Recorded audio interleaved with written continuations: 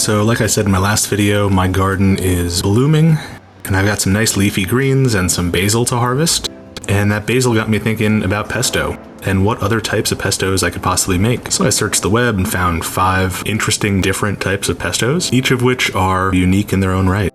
So the first one I'm going to get started with is a cooked pesto. That doesn't mean it's going to be hot. It's going to be cold when you eat it, but you got to cook some ingredients first. So might as well get this one out of the way. It's a zucchini pesto. Into a pan over medium heat, I'll add a few glugs of olive oil, as well as 2 minced cloves of garlic. I had to bump up the quantity of garlic in these recipes because they were Italian recipes, and I'm using some mild American garlic. I believe it's called hardneck, and the Italians use softneck. Either way, all the recipes called for 1 clove of garlic, and I'm using 2. No big deal. I stirred that garlic around for a few minutes until it was fragrant. Then I diced up 300 grams of zucchini. And no, unfortunately, I didn't grow these ones in my garden. My zucchini have not blossomed yet. Hopefully I'll get some nice ones by the end of the summer. I toss those in and let them cook for about 10 minutes, stirring occasionally. When I saute zucchini, I like to cook them until they're golden brown on the edges, just for some extra flavor, and as a sort of counterbalance to the soft mushiness that it can often have. Once those are looking good and golden, I'll set them aside and let them cool down for a few minutes, while I move on to the next cooked pesto, which is a red pesto. I've got a jar of sun-dried tomatoes in olive oil. I'm going to strain out 120 grams of those, reserving a little bit of the oil for cooking. I'm going to chop those up and add them to a pan over medium heat, along with 2 cloves of minced garlic and 30 grams of chopped almonds. Saute those for a few minutes until the almonds start getting toasted and the garlic becomes fragrant. Then I'll set those aside to cool down as well. Next up, I'm going to make a kale pistachio pesto. I had lots of baby kale in the garden that was frankly overgrowing. This being my first foray into gardening, I did not space them properly. So they did not grow very big, but I planted quite a few. So I'll break out my food processor. And I thought I'd only have to use the small bowl on this. I guess I'm making bigger batches than I thought. So I'll take out that insert and add in about 100 grams of kale. The original recipe called for Tuscan kale or cavolo nero, but I wanted to use what I had in my garden. So I added that in, along with 40 grams of pistachios. And I had a random bag of pistachios in the house for snacking, but unfortunately they had their shells on them, so I had to sit here shelling the pistachios for much longer than I'd like to admit.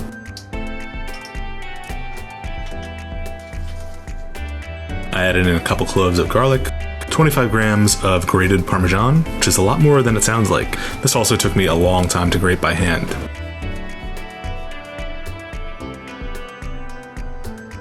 I'll get that going, and then I'll drizzle in some olive oil.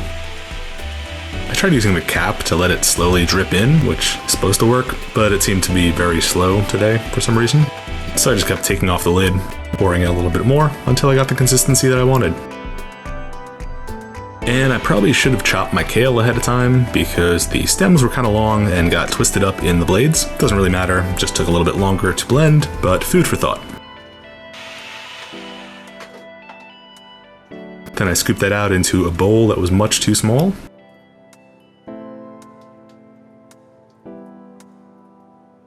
And moved on with the next pesto, which will be using some of my fresh arugula from the garden. I'll dump in 60 grams of that, along with 100 grams of almonds, 30 grams of pecorino, a few glugs of olive oil, and a sprinkle of salt, and the zest of half of a leftover lemon. Once again, I blitzed that until everything was nice and smooth, adding a little bit of oil as necessary.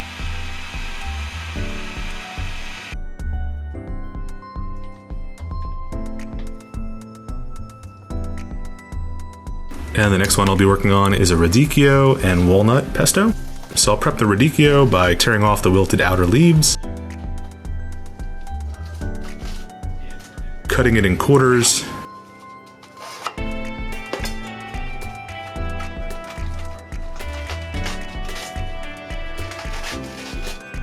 and removing the hard white core.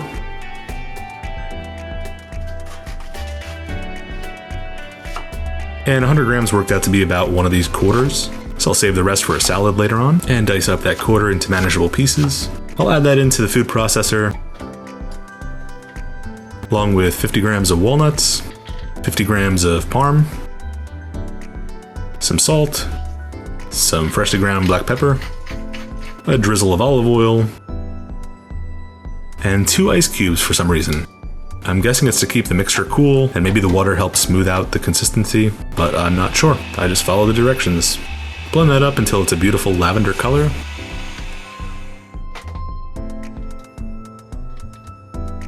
And by now our hot ingredients cooled off, so I'll throw the zucchini into the food processor, along with 10 leaves of basil. Now this is one area where weight would really come in handy, because I wasn't really sure what 10 leaves meant. 10 baby leaves, 10 large leaves, you know, is this 10 leaves or is this too much or too little? I guess it's by taste anyway, so I'll leave that up to you guys. I just went with this much. Good handful. I'll throw in 35 grams of pinoli, 40 grams of parm, a good glug of olive oil, some salt, and some pepper. And I blended that until it was nice and smooth.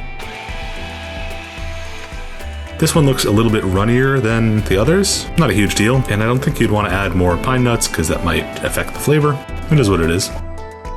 And now we'll finally work on the red pesto. So I'll dump the tomatoes, almonds, and garlic into the food processor, add in 40 grams of parm, as well as some olive oil.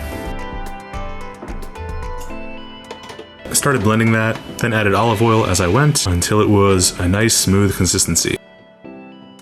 This one will probably take more oil than the others because those tomatoes are a thicker ingredient, but once it looks like a normal pesto consistency, I remove that out to a bowl and prep some bread for a crostini. This bread is a few days old, so it's a little bit long in the tooth. Wouldn't want to eat it raw, but slicing it real thin, brushing with some olive oil, and toasting it made for some really crispy toasts.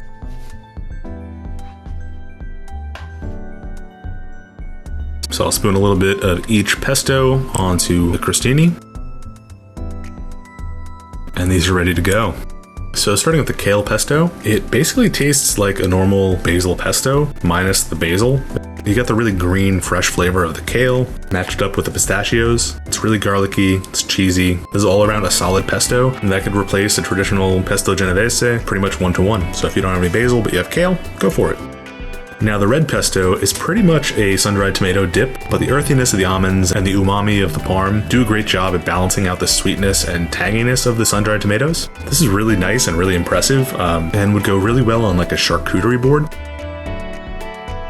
Next, the arugula pesto. This one is so good, oh my god. You get the fresh and peppery notes of the arugula. Pecorino has some sharpness to back that up, and then the lemon peel adds just this fresh zing on top of everything. It's a lot more bright and lively than your normal pesto. This is really, really nice. Next, we've got the radicchio. This one's really different and really refreshing. The radicchio is fresh and bright, but also has a bit of a buttery note to it almost. That's balanced out by the earthiness of the walnuts and the fattiness of the parm. This is just kind of refreshing and delicate and elegant. This is like your tea time pesto. And the zucchini one is basically sauteed zucchini a la pesto. It's got all the flavor of your typical sauteed zucchini mixed with all the flavor of a traditional pesto. It's a really nice flavor, and the zucchini kind of lightens up the flavor of a traditional pesto. And I think this one would go really well with pastas. So have you guys tried any unique pestos before? If so, let me know what they are, and I'll be sure to give them a try.